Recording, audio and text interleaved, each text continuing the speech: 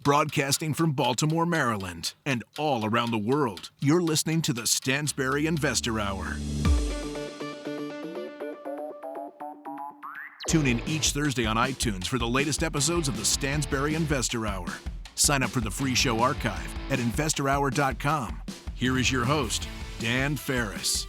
Hello and welcome to the Stansberry Investor Hour podcast. I'm your host, Dan Ferris. I'm also the editor of Extreme Value, published by Stansberry Research. Where do I begin? How about here? Coronavirus is the biggest thing to happen on planet Earth since World War II. How about that? That's not a bad starting point. I can't imagine anyone thinking I'm guilty of hyperbole at this point. I was born in 1961, tail end of the baby boomers. And the truth is, my generation has got away with a pretty easy time of it until now.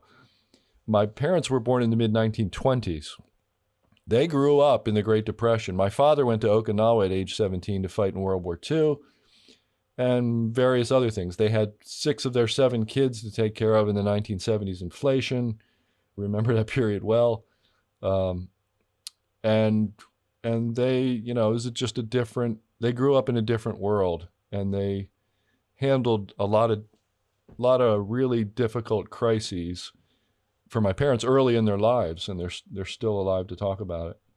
But for me, I'm feeling pretty soft.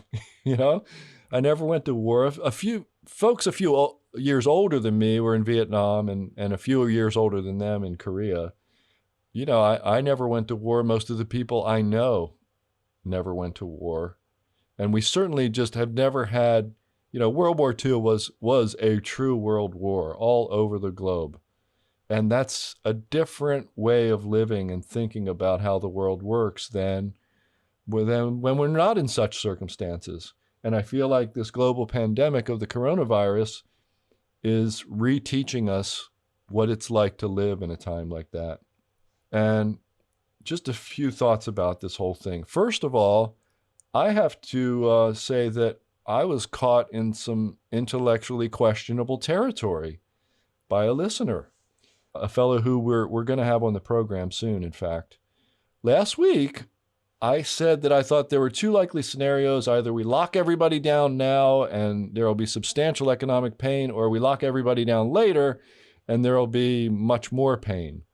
And I was clearly saying, the government needs to do something, et cetera, et cetera, et cetera.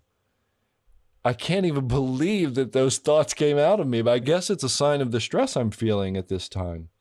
And I certainly didn't mean to imply that that's the best thing that could happen or the only thing, but I got caught up.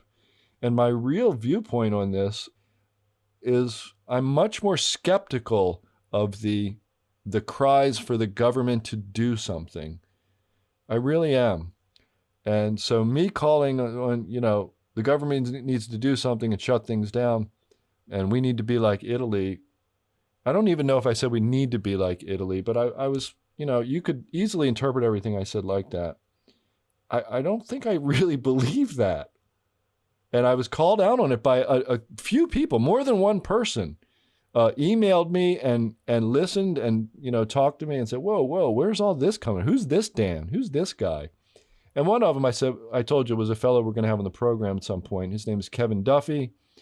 And he wrote me an email and he said, I listened to your latest podcast and, you said we have 2 choices.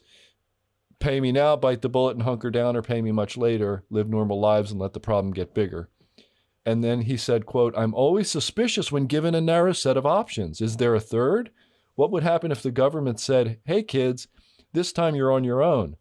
Imagine if they did that during the 2008 financial meltdown. In all likelihood, the initial pain would have been deeper, perhaps much deeper for some. But would the system today be as levered and fragile right before a health-related black swan hit?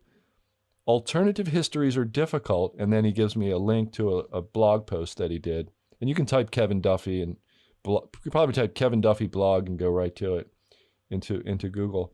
He continues, the issue boils down to the limits of knowledge, a subject any good investor knows well, and the pretense of knowledge, a subject of any critic of central planning knows well, end quote. I totally agree with every word of that. And you know that from listening to this program. Where was like Where was that guy last week when like big government Dan lost it and started saying we need to be like Italy? I don't know. I'm shocked at myself right now. And the truth is, my real view is that, when the government has your back, your spine goes limp. That's just the way it is. I think government interference, I think you can go into any major city in the United States and see the cultural decline of inner city and, lower income inner city people purportedly who have been helped by things going even back to Social Security, which was born when? Well, as a result of the Great Depression, right? The Great Depression inspired government to get real, real big and real, real intrusive. And I don't think anything good came out of any of it. And I totally disagree with people like Warren Buffett. Obviously, they're going to be in love with the status quo because they made billions of dollars off of it. So they're going to say Social Security was a wonderful thing. FDIC deposit insurance is a wonderful thing. I don't think any such backstops are wonderful things because they make us weak and fragile. Kevin is absolutely right. Those things make the system weaker and more fragile. And there's a drug-like component here because once you do it once, you want to do it again, right? Remember the big, it was like 800 billion odd, I want to say 850 billion bailout during the financial crisis in 2008. And then, they layered things on top of that. But now, what are they talking about? Well, now the headlines say, Trump's asking for 850 billion. No, he's asking for $1.25 trillion. Oh, no, the former president of the Minneapolis Fed says, nope, $1.25 trillion is not going to do it. He needs to double it. $2.5 trillion. And we need to send everybody a check for 10 grand. That kind of stuff. Is that going to make us more self-reliant? Is that really going to help us get through this? What is really happening right now? Well, everything is shutting down because we're social distancing so we don't all get sick and kill a whole bunch of people who are in, weaker condition, right? Most of the people who get this thing are just going to get a cold or something like it, fever, cold. But, it could kill a lot of people if we're careless about it. That's why everything is shutting down. And you can't fix that with any of this stuff. You can't fix it with government intervention. You can't fix it with the Fed buying, their measly 700 billion of securities, which they figured out pretty darn quick is like way, way too little. So it's a really difficult problem because it can't be solved we really have to be on our mettle, don't we? We really have to handle this ourselves. I mean, I think we'll find out, even if they do put, $1,000 or $5,000 or $10,000 cash in everybody's pocket, they're going to go through that real quick. And then what? At some point, you really do have to figure this out for yourself and be self-reliant. Now, do I want to leave people in dire straits? Because, at this point, it's like a junkie, right? You're going to take away his, he's in withdrawal now, and you're going to take away the smack, and he's going to die, right? So I'm not saying there are easy answers here. I'm just saying that I think we got to a much worse place by being too reliant on big government to fill in various perceived or otherwise cracks in our system, in our society. There's an analogy I've used before on this program, right? Imagine that you took all the safety devices out of an automobile, all the airbags and the seat belts and everything, and replaced it with a 6-inch steel spike coming out of the steering wheel. No, I don't think we should actually do this. What I do think is that it is instructive of how people handle risk. I think if everybody was driving around in a car with no seatbelt, no airbags, and the steel spike, there would not be so much as a fender bender. And there would be a lot of people riding bikes, okay? And they would be a lot more risk averse is the point. They would teach themselves and they would learn how to handle risk. And they would not optimize themselves for good times. What we have right now, people think they're diversified if they own stocks and bonds, and they're learning that they're nothing like diversified if they own stocks and bonds. You need that cash component. When everything else is trash, cash is king. And yet, The government is in charge of the value of cash, aren't they? So you need a gold component, a silver and gold, a precious metal component as well. Then you can tell me that you're truly diversified. Then you can tell me that you're not as fragile as our society has become, right? That's the way it works. And we're finding that out, unfortunately. And it's unfortunate, isn't it? You know, I've been saying this stuff for 3 years. And I've even felt apologetic for it. You've heard me on this program apologizing and saying, look, hey, I don't want to be the bearish guy all the time. And I want to have something good to say. And the business I'm in is like that too. Oh, Dan, I'm sorry, bearish messages just aren't really resonating with our readers. And they, basically, if you want to keep publishing, now nobody told me this, but it really boils down to the way we bring on new readers. And you can't bring on new readers and get people interested in your message in a bull market by saying this thing is going to crash hard and you better have a lot of cash and gold on hand. You just can't do it. People don't want to hear it. And when they want to hear it? They want to hear it when it's too damn late. They want to hear it now. I mean, a friend of mine who is, I won't name him, he's been on the program, very sophisticated value investor. He's been one of these guys who says, gold is it's a pet rock and I don't understand it. And I get that, but we're good friends anyway. Okay. And he called me this morning and he said, oh, I'm sorry. I didn't realize. He woke me up because I had been up very late last night unexpectedly. And so it was 7 a.m. I was still snoozing and he woke me up and to talk about gold. He wants to talk about gold now. It's actually not a bad time because the price has come down, but the better time to talk about it would have been, as fast as this thing has happened 2-3 months ago, 3 months ago, and before 3 months, 1 year, 3 years, 5 years, 10 years.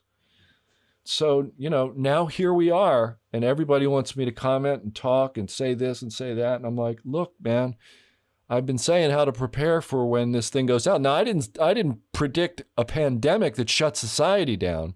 I just predicted that, stocks are going to retreat heavily one day. We're going to be in a bear market. They're way overvalued. It's really risky, et cetera, et cetera, et cetera.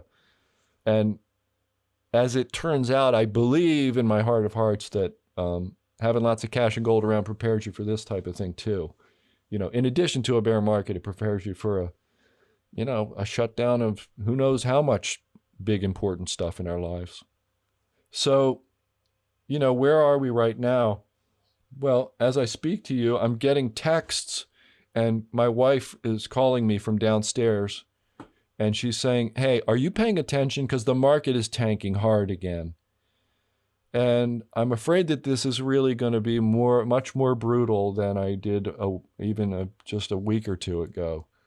It really has the potential to go on for some time. There's a particular paper running around that says we could be effectively sheltering in place, if not social distancing. We could be social distancing for as much as 18 months. You imagine that? 18 months of no restaurants and no, the airlines not functioning right and et cetera, et cetera, et cetera. I read somewhere there's 4.6 million people out of work in the hospitality industry. What are they going to do for if this thing goes on really much longer than anyone thinks?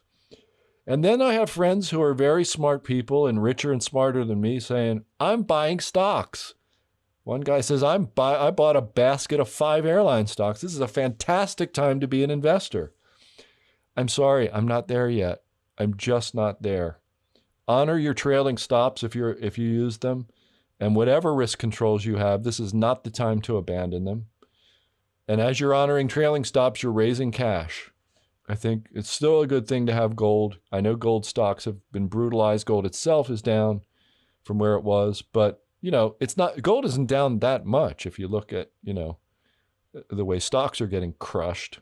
And even bonds, we were all hepped up on that bond trade, which worked out great. But then, I started telling you last week, and maybe even a little before that, this thing is, eventually it's going to be revealed for what it is. It's the obligation of an essentially effectively bankrupt government. So you don't want to get caught holding it when the world figures that out. Eventually, the world will figure that out. And all this stimulus that creates larger budget deficits and larger balances at the Fed and larger amounts of outstanding debt is bad for the currency. I've said that too the past couple weeks. The go-to move, the last resort, is to weaken the currency. Always, in all times and places, in all eras, that's always the go-to move of the government, right? You look on the side of a dime or a quarter, it has those little hash marks. Well, that's because way back when they were clipping they were shaving the metal off the coins. So, your coin would have a little bit less metal and then a little bit less and a little bit less and a little bit less. So they started doing the hash marks to establish that they hadn't been shaved. Of course, now it's just an aesthetic thing because the coins are just tokens. They're not worth anything, really, because they're not made of precious metal. Things seem to be changing rapidly. Life seems to be very different than it was, 3 months ago, 3 years ago, 30, 100 years ago, 50 years. Name your time frame. Life seems to change rapidly. But some things never change. And having lots of cash on hand, in whatever era you live in, having lots of cash on hand has frequently been a very good idea. Having gold, the things that never change. Gold's been around for 5,000 years, 6,000 if you count the use of electrum, the alloy of gold and silver that was used a long time ago. These things don't change. And the things that don't change are what gets you through times like this. And that is where we are.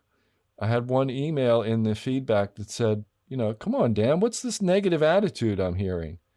He said, I've never known you to be so negative. What's up, dude? Come on, get positive. Let's fight this thing together. That was by yet.R. in the feedback. I agree. There's no reason to have a negative attitude. I hope I don't come across as having a negative attitude. My positive attitude is a respect for reality. I'm trying to respect reality and say, this is where I think we are. I'm afraid it gets a lot worse from here. The second order effect of shutting society down, the second order effect of the virus is this economic effect, which impacts, your investments, it impacts your daily life. And then, there are other third order effects like big government interventions which come along. And they can be the worst outcome. We've never seen a crisis in which people don't clamor for those third order effects. We want more government. We need more intervention. Do something already. Do something. And I'm embarrassed that I seemed to be trying to hitch a ride on that train last week. We do need to do something. We do all need to stick together. We can get through this. Humanity is stronger than one pandemic. And we've proven that, haven't we? Because we've gotten through things like the plague and the Spanish flu, and we're still here. And those things make humanity, they kill people and they show our fragility as individual humans. But as a species, we are quite anti-fragile because we are strengthened by crises. And this one, I guess, is going to make us a lot stronger because it's really going to test us, and it's already doing that. And I'm praying, literally, for the first time in decades. I've been an atheist for years, but literally, I was on my hands and knees with my head bowed and my hands folded earlier this week saying, please, if you're out there, man, we get it. We're fragile. We don't need any more of this. As you can tell, I'm at a loss. Cash and gold is all I have for you financially. I think bonds are getting hit. They're probably going to continue to do so. And that is all I have. So let's do an interview, man. My old friend Doug Casey, who I have not spoken with in a few years, see what he has for us today. Then we'll check out the mailbag, and I know a lot of people are really concerned and they're writing in. Let's do it.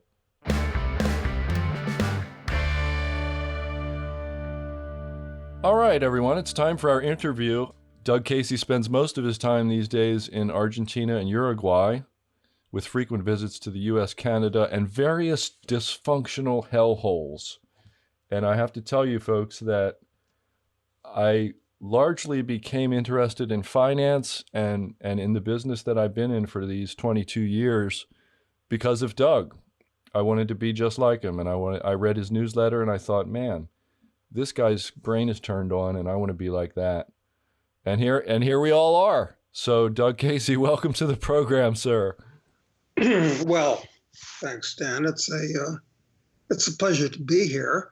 Although I'm not there, I'm speaking to you from an estancia near Punta del Este, Uruguay, where even though the world is collapsing around our head and shoulders, if I turned off the internet and the TV, I'd have no idea anything was different than it was last year. Things move slowly here. That might not be a bad state of mind to be in right now.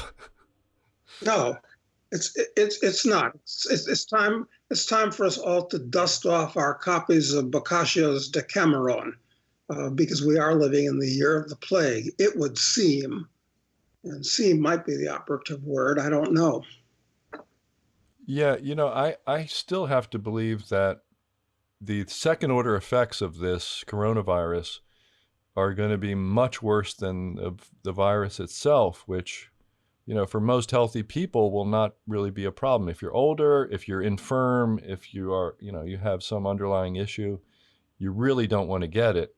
But you don't want to get anything, right? If you're like that, you don't want to get any kind of flu or anything.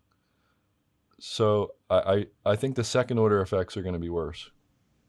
You're absolutely correct. And as a matter of fact, I just before you called, put the finishing touches on an interview that I did, which talks about the second order effects.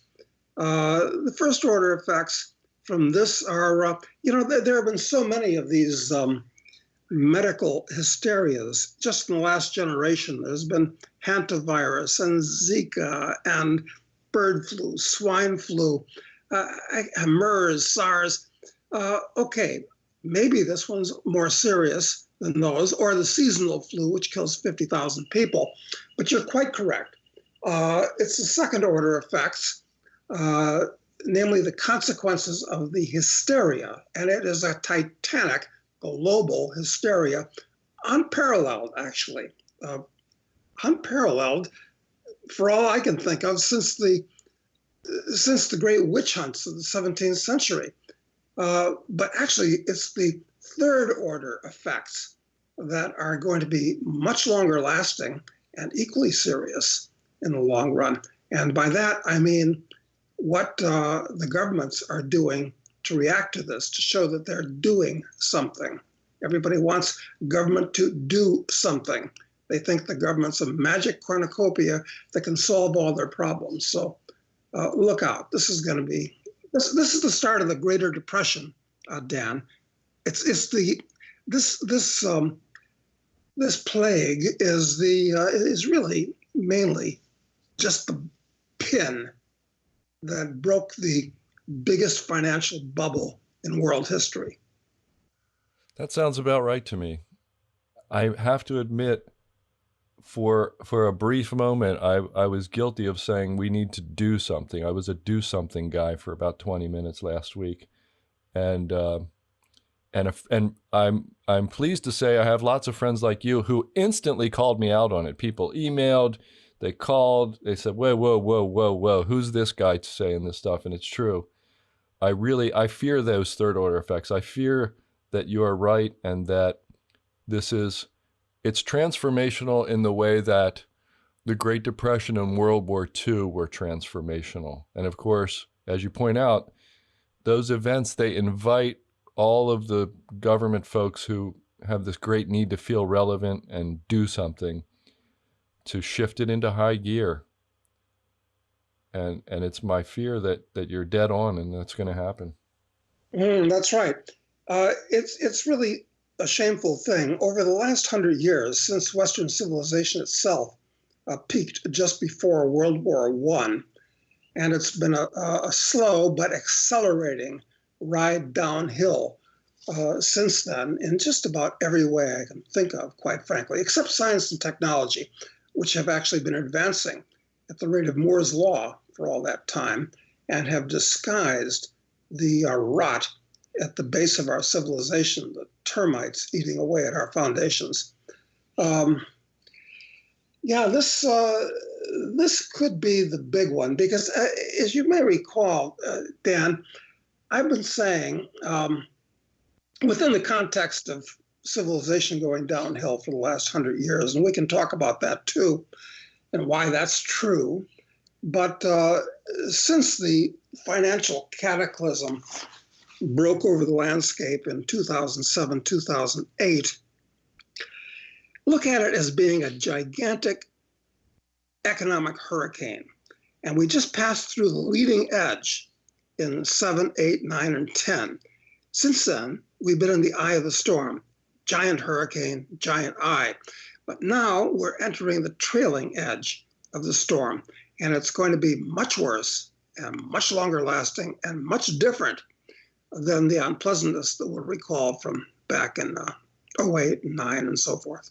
Yeah, I've kind of come around to that view in the last few days because I think we're all going to be, social distancing and things are going to be shut down for longer.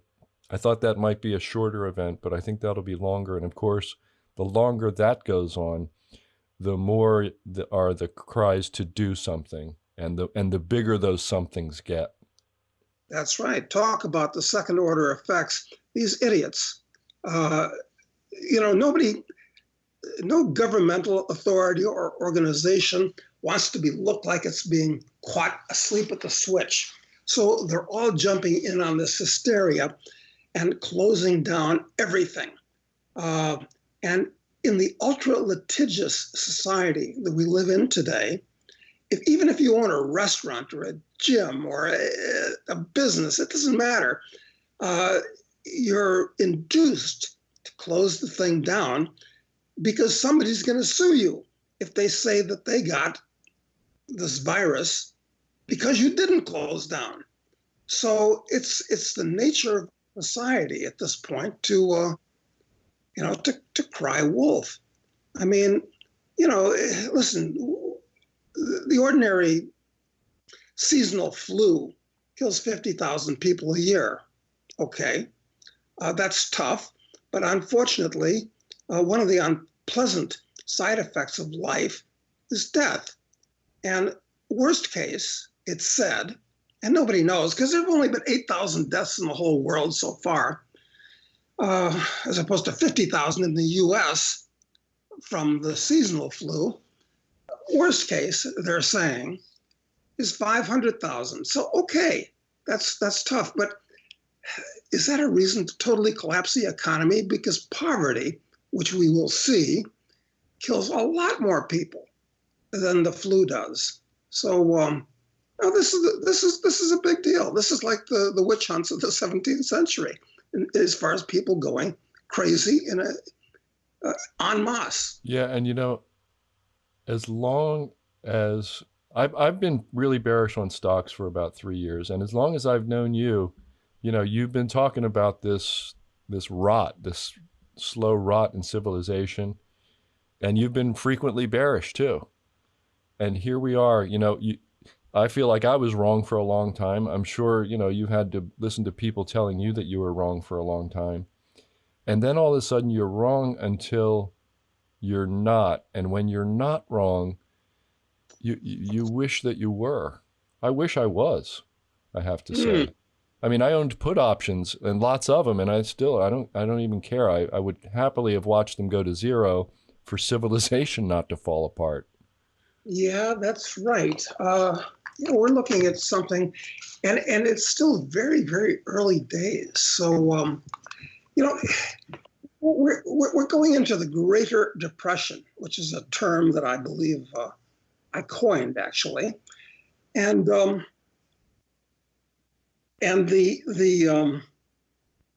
thing is that a depression is a period of time when most people's standard of living drops significantly. And the reason that there are many reasons, we could have a whole separate conversation about the economics behind all of this. But basically, because of the profligate policies of the Federal Reserve, which should be abolished, not changed, should be abolished. It serves no useful purpose. The whole society has been living above its means. And unfortunately, in order to rebuild capital, we're now going to have to live below our means for some time. In other words, the whole essence of this is you've got to produce more than you consume, and you have to save the difference. But people haven't been doing that.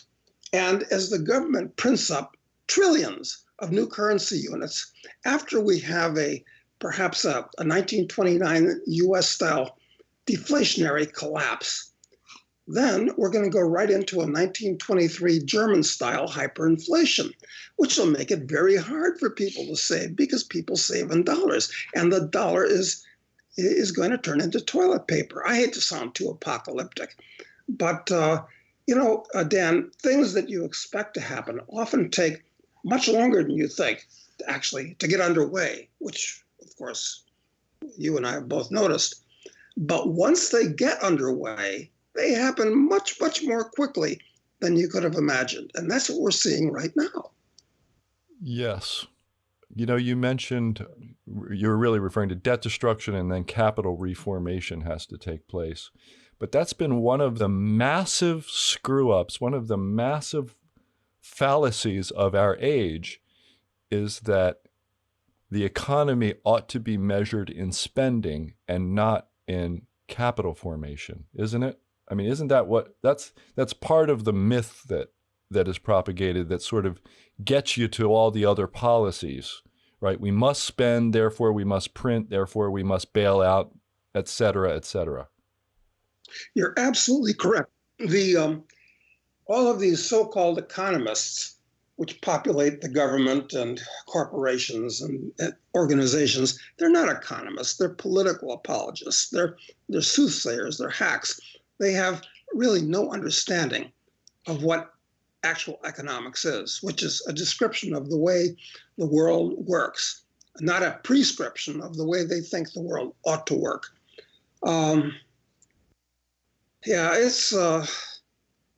It's not good. It's not, but and the way the world works, it sort of rankles them. It rubs against their sensibilities because it's the who was that fellow who wrote Bernard Mandeville, The Grumbling Hive, right? The world is a grumbling hive, and that doesn't sit well with the intelligentsia, right? So they criticize it and they say we're all greedy pigs and capitalist pigs and so forth, and we need to be throttled. And the throttling is purportedly to help, the less fortunate among us, and it makes life worse for them. And the whole thing, it kind of goes downhill from there. As soon as you look at the grumbling hive and don't appreciate it for what it is, you're sunk. Yeah, it's this is ingrained in U.S. society at this point, because for the last couple of generations, everybody has felt you got to go to college, which is an idiotic meme to start with. And then when they go to college, which is totally dominated by Marxists and Keynesians and socialist, horrible people. And I speak as somebody who was a trustee of 2 separate colleges, so I know what I'm talking about from boots on the ground. So kids who are sponges at that stage in life, and it's true in high school too, they've captured the high schools, even the grade schools, are inculcated with all of these really poisonous ideas. And it's hard to get rid of them. It's hard to unlearn them. So things are gonna get worse. And people think the best and brightest go into government, but that's not true. Actually, it's the worst kind of people that go into government that people have such trust in. They're not people that know anything about controlling physical reality, but they're interested and they only know about controlling other people. So this is really a formula for disaster. I mean, there are about 1,000 strands that we could pull, any one of them, and have an hour-long conversation about it. This is actually fascinating to think that we may actually, right now, be at the start of not just the biggest thing since the unpleasantness of 1929 to 1946. This could be the biggest thing since the founding of the U.S. Yeah, I agree. And it took a very smart Brit named Raoul Pal to bring me around to that viewpoint. We had him on the program, and he expressed that view, and I have to agree.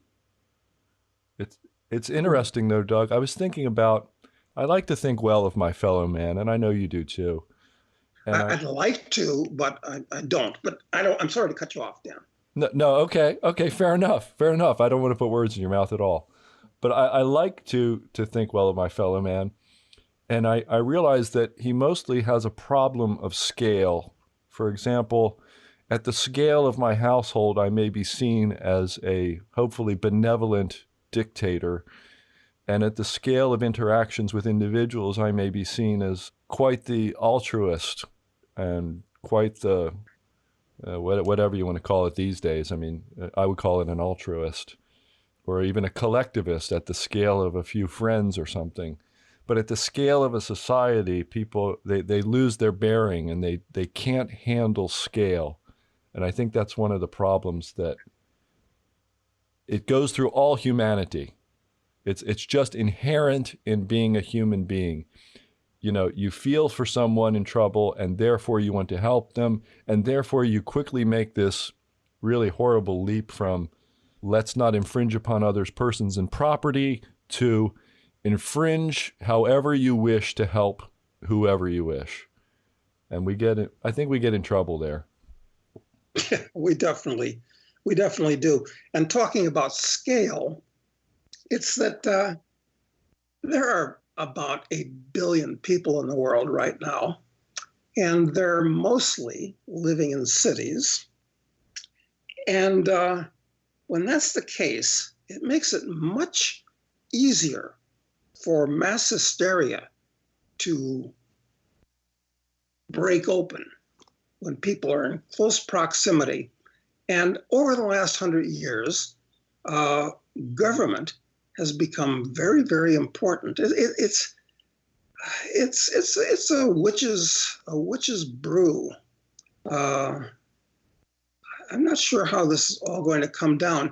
Well, it may wind up in a political revolution because we are in an election year after all. And it appears that the Democrats, I mean, I knew they were stupid, but the best they can do is come up with a senile, mildly demented old thief in the form of what's his name, Biden. So you've got your choice between that and Donald Trump, who's a cultural conservative. I'll give him that much, and I appreciate that. He'd like to see the U.S. Go back to the days it was domestically. Leave it to Beaver, father knows best, before it became a multicultural domestic empire, which is what it is right now. So it can't be held together. In fact, I think the U.S., certainly over the next couple of generations, is likely to fall apart into several different countries, which actually is a good idea. But he's likely to act like a real authoritarian, which is the way he is, with his zero understanding of economics, added into the witch's brew. So these are your two choices. This is really dangerous. You know, you mentioned the U.S. breaking up, Doug. I think that's another one of my scale problems, because I don't believe that nation states are a good idea. I think that's large nation states. It's just, there's a non-starter there for me. It took me a long time to figure that out. Folks in New York can't tell folks in California how to live, period. No. The idea of a nation state, and they've all become domestic multicultural empires, which is, I think, a more accurate description of the situation in many countries, certainly the United States.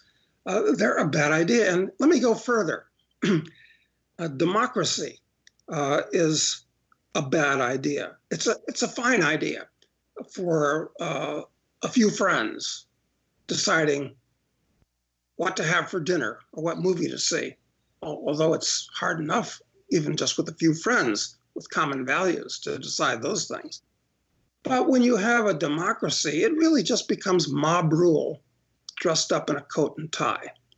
And as we're seeing all around the world today, in just about every country, the mob is voting for a strong leader. This is true in Brazil, it's true in the Philippines, it's true in China. Pick a country, any country. Russia, a strong man, the U.S. for that matter, a strong man gets in office, and people like the idea of somebody that'll, keep a lid on things. So democracy is also going to be debunked.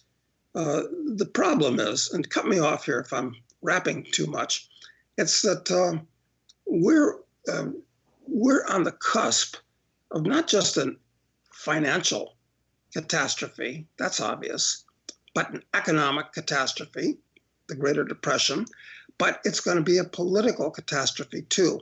And it could turn into something like the French Revolution in 1789 or the Russian Revolution in 1917. And that's really dangerous because after the revolution occurs, it doesn't get better, even though it was good to get rid of the old regime. Good.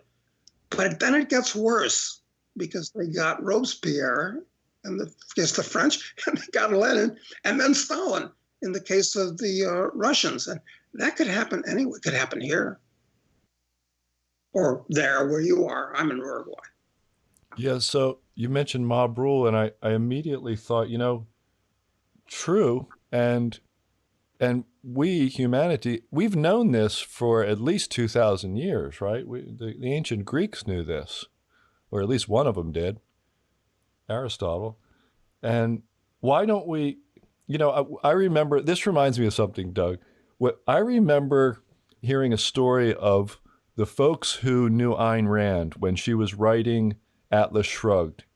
And one of them was at the time, very naive fellow named Leonard Peikoff. And he thought 6 months after Atlas Shrugged came out, which made all these same criticisms of society, he thought everything was going to be good. Everybody was going to figure it out and everything was going to get better. And we were going to have a laissez-faire society and people were going to be productive and happy and rationally self-interested and all the rest of it. But, 6 months, how about 2,000 years? I mean, we just don't. What is it about us? We just don't seem to get it. Yeah. Are we that desperate to feel secure? Well, I don't know. It depends on the level to which we want to dig. I mean, maybe, just maybe, I have absolutely no proof or even indication that this is true. But for all I know, maybe this is a prison planet where everybody here has been sent here from a distant part of the galaxy for major crimes and misdemeanors as punishment. And perhaps you and I are like the trustees in this prison. And just thank God we're not down in the hole like people in Africa and India. So, I mean, that's an extreme explanation of why this place is so crazy. But I can think of others. I'm going to handle this problem that you just brought up, Dan. Speculator was my first novel, Drug Lord the second. They're both very good. Assassins. Loved them both. Excellent books. Loved them. Couldn't get enough. Thank you.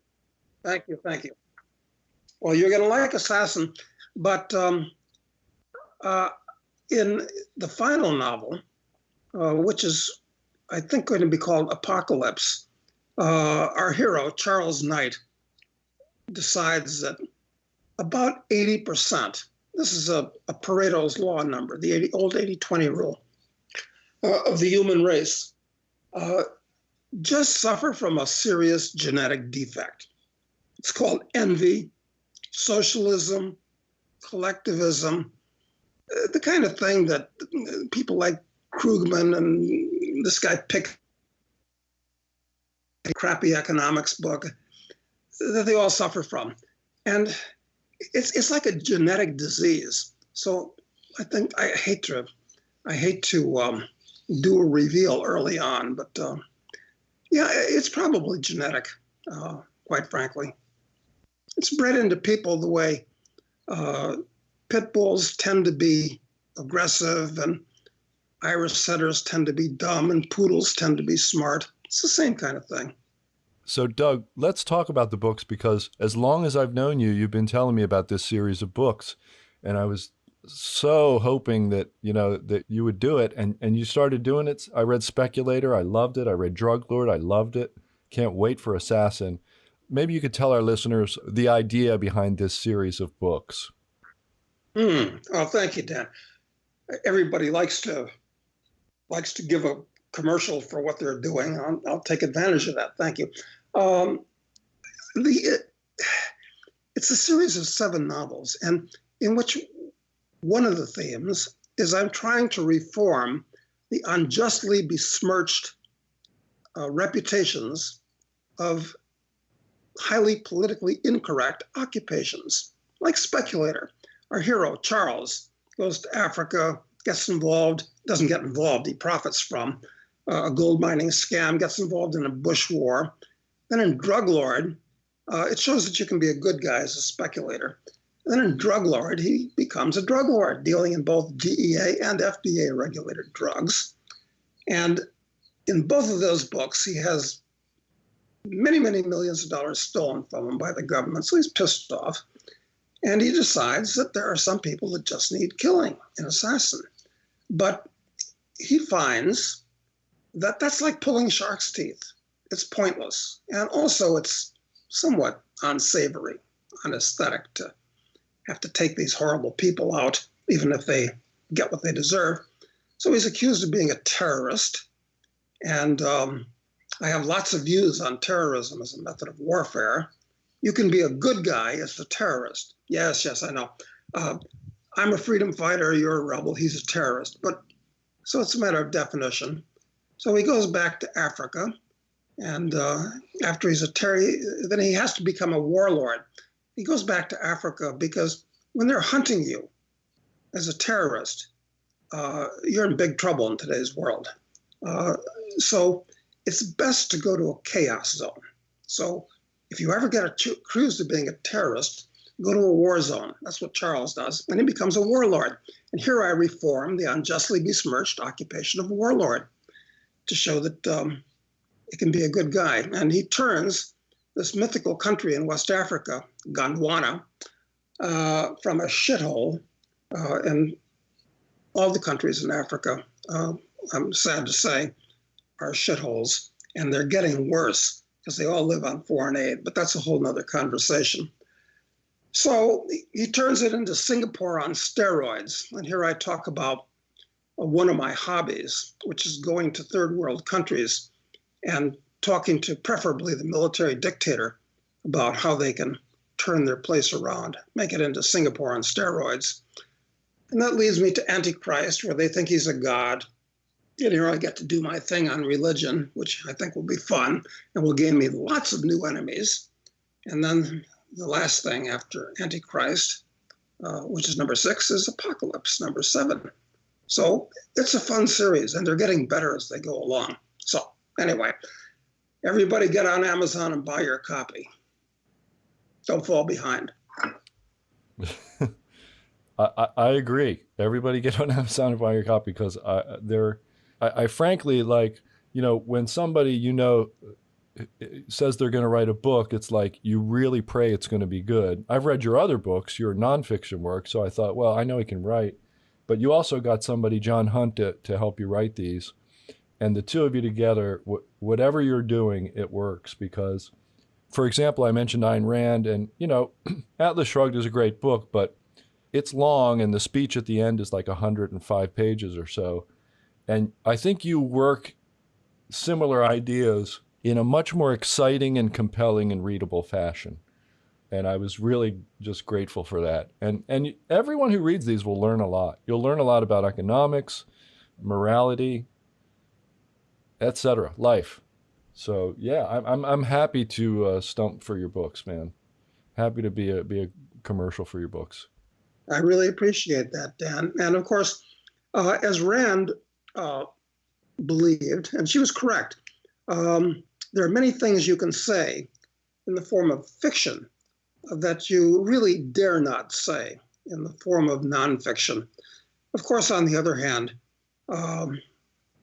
Rand's Atlas Shrugged has turned from fiction into nonfiction as it developed. But I've always held that science fiction generally is a much, much better predictor of the future than any think tank or NGO or people that do this type of thing.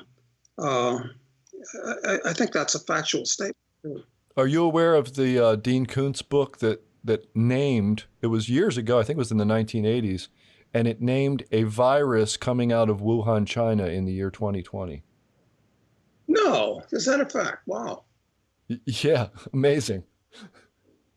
Well, whoever the publisher is of that volume is going to have to get on the stick and reissue and re-promote it. I'll have to look that up myself. Absolutely, yeah. You know, this is kind of mentioning that.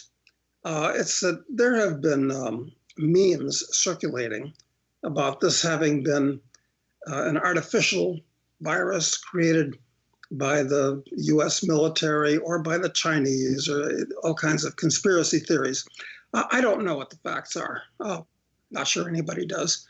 But I think about World War III sometimes, because the 8 billion chimpanzees on this planet do like to get on opposite sides of the watering hole from each other and start hooting and panting. So, yeah, we're going to have World War III.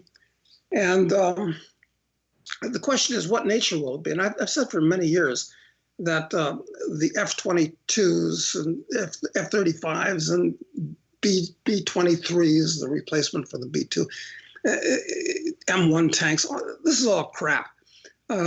These things are about as valuable as cavalry and battleships before World War II. World War III is going to have a very big biological component for lots of good reasons.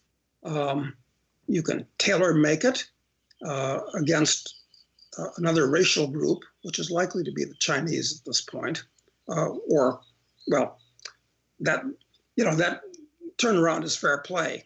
Depends on who starts it. And you got plausible deniability, and it's better than a neutron bomb, because biowars won't destroy all the capital, at least the physical capital, but although most capital is intellectual today, in point of fact. It's low cost. Anybody can become a major biological warfare player. You don't have to be a superpower. So I think we can plan our lives around that. So this Wuhan virus is a shade of things to come, I fear. I wish I could really say you're absolutely dead wrong. I really do. I want to be that guy. I want to say no, and give you a list of reasons. Well, no, I'd be anxious to hear that, because I'm not looking forward to that anymore than I'm looking forward to the Greater Depression, because as Richard Russell once famously said, in a depression, everybody loses. The winner is just the person that loses the least, and that's no fun. No, that doesn't sound like a lot of fun.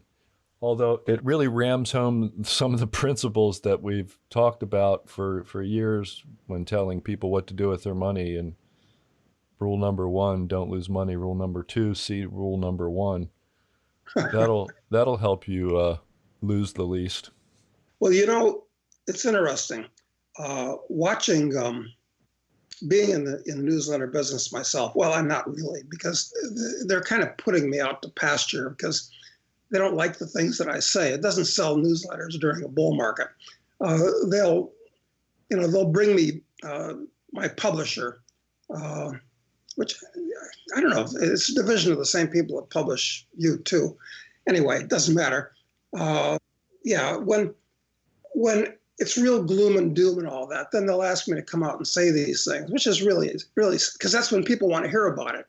But it's really stupid, because you can tell with all these trading services and touting high-tech stocks and make 312,263% on some, ridiculously small investment.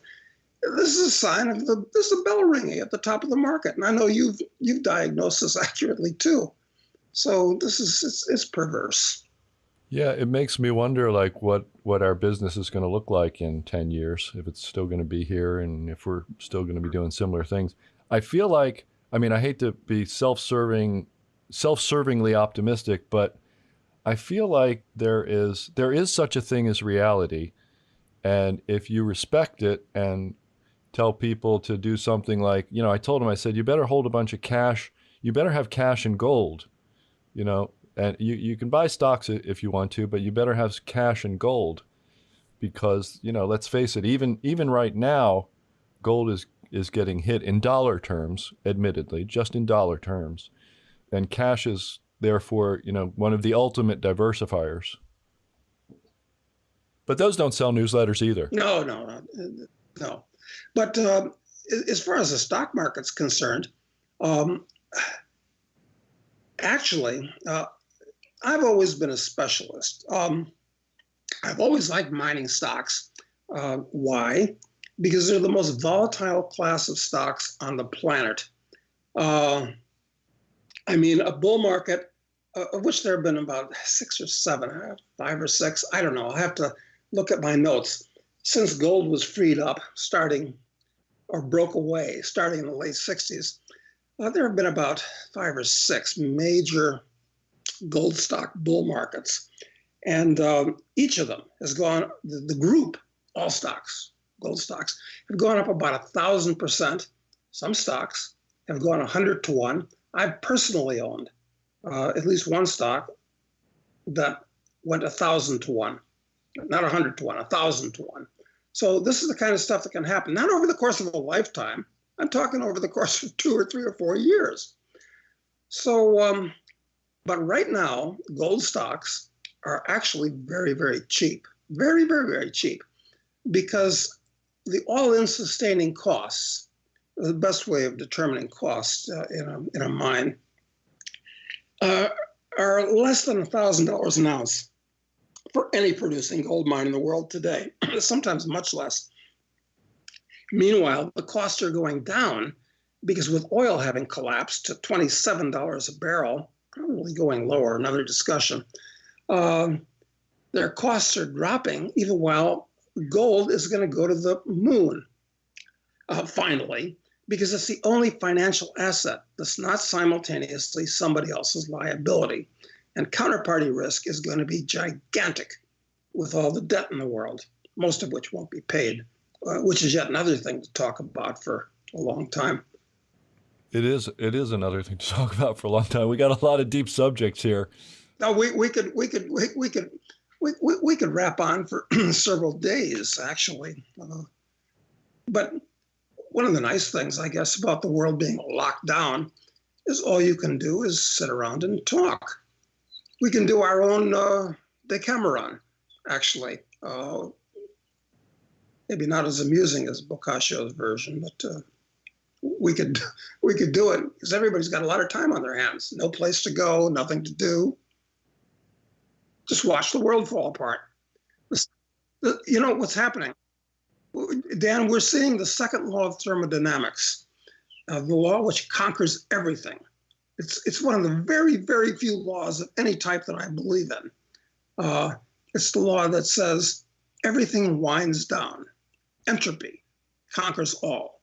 And you're seeing it right before our very eyes in America and all over the world. Right. So the second law of thermodynamics about the total entropy of a system being maintained. Thermodynamic equilibrium. Exactly. Unless there's an outside input of new energy to keep the ball rolling, as it were. But not only are there no new, well, except for science and technology, advances in that, but one of the problems that we have there is that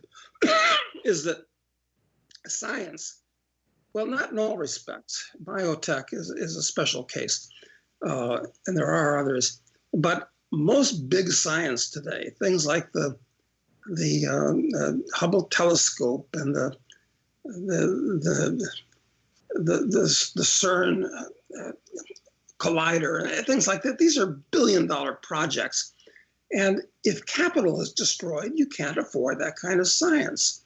So even science and technology could slow down. I'm not predicting a new dark age, although anything is possible. But, this is quite an upset that we're looking at. It is. I can't predict a new dark age, as you put it, either. I feel like one of the things I learned from an economist named Julian Simon is that, sure, there's a new mouth to feed every time someone is born, but there's a new brain that thinks. And the more people, the better in general, which goes counter to what, the average economist will tell you. And, resources in a local area can be overwhelmed in the short term, but generally speaking, the more people, the better. So I think as long as we as the human race continue to grow, maybe I'm too much of an optimist, the better it ought to get is the worst. The worst I can say it, the most dire expression I can say it ought to, rather than it definitely will. Well, I completely agree with you. Of course, what you said is absolutely accurate, in my opinion, Dan. There are some circumstances at large, though, that somewhat mitigate that optimism. It's that all of these new brains that are being born are being miseducated in government schools, where they're learning all kinds of destructive things. And, we might next have a guaranteed annual income for everybody. Where that capital comes from is a mystery that's insoluble. And you treat people like children, which is what that's all about, and they'll act like children. Absolutely. And so, that's not good.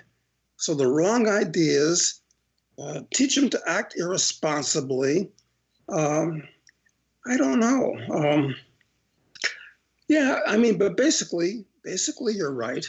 And ultimately, after we get through this, we'll advance to colonizing the planets, and then ultimately, I think, other star systems, and so it'll be a story with a happy ending, or perhaps hopefully not an unhappy ending, until the universe itself is subject to the second law and goes into heat death. But no point talking about that, because that becomes a cosmically gloomy conversation, and no point in that. It does. Yeah, pretty sure I won't be around for that one too. So, unless who knows what some biotech might be working on right now, and I will be around for that. I don't know.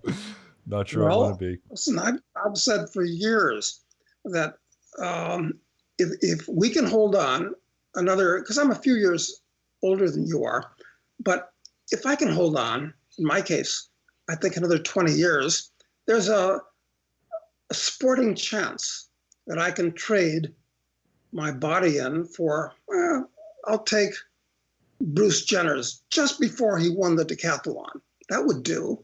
And it may be technologically possible if Ray Kurzweil is right about the singularity. And I think he is, actually. I think we might differ there. I don't know if the machines will sort of take over, if you will. I don't know if that's a fair way to put it. There's something chaotic and unpredictable and wonderful. Maybe I'm being too religious or otherwise kind of dreamy here, but I think there's something chaotic and unpredictable and wonderful about this squishy biological computer between my ears. And I don't think we'll ever build a machine that will completely overtake it. And I'm not talking about my brain, of course. I'm sure there will be a machine that will do better than Dan Ferris. But, just in general, between the machines and humanity, I think humanity will always kind of have the upper hand. Well, I hope so. We've all seen the Terminator, so yeah, it's Yeah. nice to think. But I don't know because it's no. This is why reality is actually it may be becoming less mellow as everything speeds up, which in fact it is actually. This Moore's law has been in existence, in my opinion, not just since the 50s or when Moore formulated it, but for actually a couple 100,000 years, um, growing slowly at first, but exponentially. And now we passed the knee, and it's going obviously hyperbolic. But uh, listen, I'm a solipsist, basically, Dan. And a solipsist, one variety, and many varieties of it, believes that absolutely anything is possible. Anything that you imagine to be possible can be possible. In other words, it's like in that movie, The Matrix, which was a great movie, incidentally, where the whole world is basically a hologram, a creation of your own mind. So I think anything is possible. Maybe there's an infinite number of alternate universes, and we can somehow transfer over to another one. If things go bad on this little ball of dirt circulating this obscure star in an obscure galaxy, of which there are hundreds of billions in the universe, then there might be an infinite number of universes. I don't know. I try not to take anything seriously. When you look at it in these terms, you can't take anything seriously, except paying the rent next week. Of course. There you go. That's well put. And that brings us kind of close to the end of our time here, Doug. I have a stock question that I like to ask all our guests, and I'm really, really super curious to see how you might answer it. And that is this: if you could leave our listeners with just one thought, and it's usually something about finance because that's usually the topic, but in your case, whatever you feel like, if I could ask you to leave them with one thought, what might that be? Well, you've kind of taken me by surprise here. And we've already covered the waterfront pretty much. We have. Let me say this. I'll say the situation the situation is hopeless, but it's not serious. And in that context, all you can do is keep your pecker hard and your powder dry, and the world will turn. That is perhaps the single best answer to that question that I ever heard. And it doesn't surprise me, Doug, that it came from you. Thank you for that. Brilliant. Well, I'm sorry. So Dan, it sounds like... yeah. No, go ahead. I was just going to say, I'm so sorry that it's been years since we've spoken, because it's a pleasure chatting with you. And you as well, Doug. It's been way too long, and hopefully we'll get past all this business that's going on in the world, and or not, and we'll see each other anyway and talk again soon.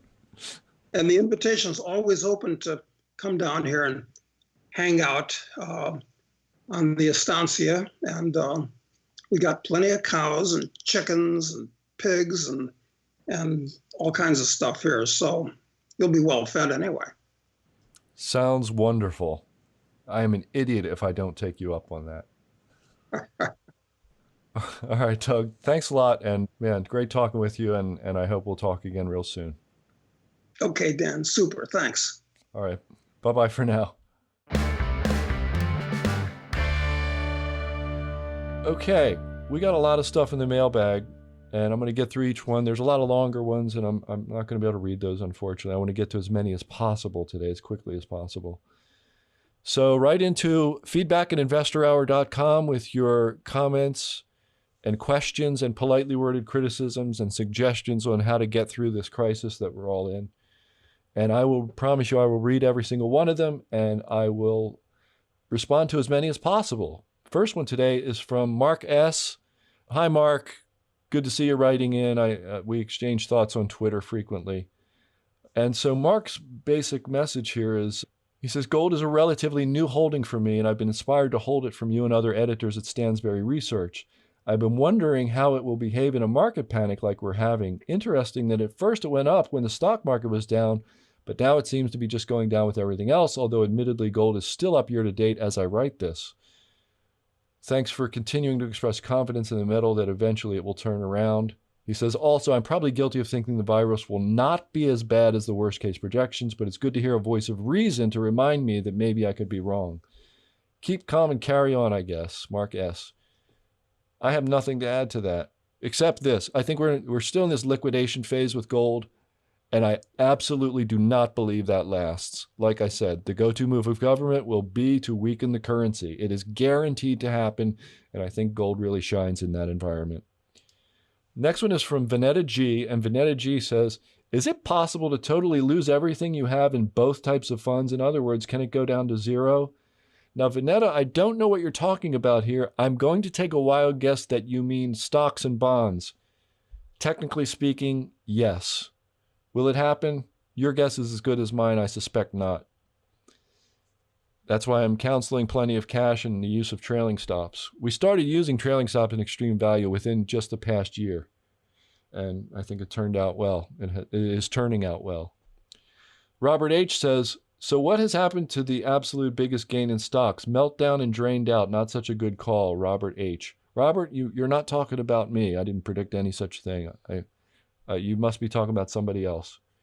Hoyt says, is it necessary to throw in political commentary about the U.S. response to the Wuhan coronavirus? Stick to the data rather than unsubstantiated wild predictions. Italy is not the USA. One could regard the recent market crash as an incredible buying opportunity. Hoyt, yeah, if you think it's a buying opportunity, you do you, man. I'm not there yet. And I think you're right. Italy is not the USA. I was wrong on the call for more government. I've covered that, and I freely admit that I went over the line there. But, you know, effectively, we better be all isolating ourselves, or this thing will continue to spread, period. And then Joanne R. expresses similar thoughts. She says, seriously, I think coronavirus is mostly a concern for 80, 90-year-olds with some risk for 70, 80. The media is blowing it all out of proportion from the medical reviews I've read. You are helping them. 4 major research labs say it's an engineered virus. China with help from Russia. Then Russia torpedoes our oil prices. Iran is mad. They could have something to do with it. And Hong Kong is now quiet, so China doesn't care who they kill. I'm not sure what all that means exactly. But you are telling me, and you say, we are not underreacting, we are overreacting. The deaths are way under influenza each year, Joanne R. says.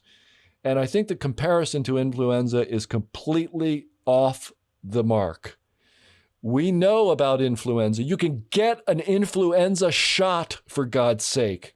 People are still getting on cruise ships with this coronavirus. It is between, I don't know, I've seen 10 and 50 times more lethal than the flu. Okay? Period. Nothing else need be said. There's your data from the other guy who was from Hoyt, I think it was. Okay, so Millie H. says, Dan, you sound like a liberal leftist Democrat politicizing the coronavirus. I hope not. I don't think I do. Robert H. says, so the bull market is over, but Steve Sugarwood says the melt-up will resume in some number of months. That must mean the resumption of the melt-up will be a new bull market. Is that how you see it? Not exactly, Robert. I think we're in a bear market that could go on for longer than anyone currently understands. And there are other emails like all of the ones I've read so far, so I can't read them all.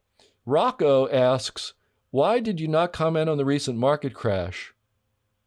Not sure what you mean, Rocco. We've been all over this. I'm not really sure what you mean, but it's hilarious. Paul M. is one of the people who, he wrote a really wonderful, eloquent email, and he called me out on this thing, and I'll just read the one little section. He says, I now have heard several Stansberry associates say that this latest pandemic has been handled poorly by the United States government. I'm at a loss as why investment advisors say this. Isn't it the common belief amongst investment pros that government should try to stay out of the market in most situations? I've heard at Stansbury that the government has been slow to react to the latest crisis and they need to have more corona testing in place. And then he goes on to raise, the objections that I've already responded to. You're spot on, Paul. Totally agree. I was wrong there. And then we have a politely worded criticism from Daniel G., who complained that the last podcast was too short. I will do my best to make them longer, Daniel. You're on, buddy. I'm taking you up on it. Let's see. We got a lot of things here. I think that's about it. Everything else is pretty much in the vein of everything I've already read. And one guy says he's sick and tired of reading our promotional emails. And, you're not the first person to say that. I am too. We all are. Everyone is. Somehow I think our business is going to change quite a bit over the next few months. But, for now, we're doing everything we can do. We held a special event earlier this week, and we just kind of got on the horn with each other. There were 4 of us on the call, or actually there were I think there were 6 or 7 of us. There was a bunch of us. Myself, Steve Sugarud, David Eifrig, Mike DiBiase, Greg Diamond, Brett Aiken, Austin Root. I think that's everybody, maybe, I want to say, who was on the call. And we were just talking. We weren't trying to sell anything. So I think you're going to see a lot more of that. And you should, right? You have a right to expect that. And you will hear it from me, and you will hear it from others at Stansbury. Hey, look, man, look. My 401k has been obliterated too. I'm right next to you. I've got stock funds in my 401k. I just put my wife's 401k into, she didn't have any gold in there, and I put it into, I think, one of the publicly traded gold ETFs. And, those things haven't behaved the way we wanted to, and we wanted them to. So we're all in the same boat, and we are here for our listeners and our readers. So that's another episode of the Stansbury Investment Hour. It's my privilege to come to you this week and every week. Go to www.InvestorHour.com. You can listen to every single episode we've ever done.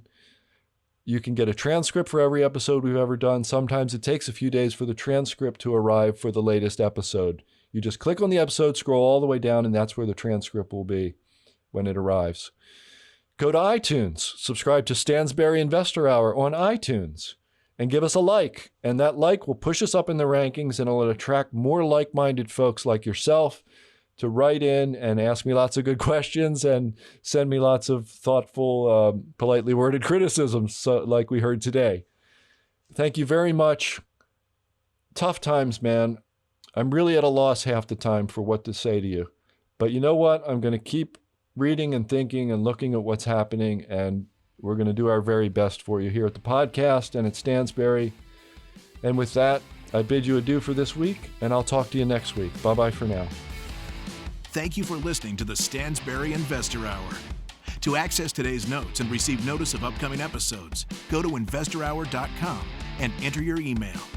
Have a question for Dan? Send him an email at feedback@InvestorHour.com.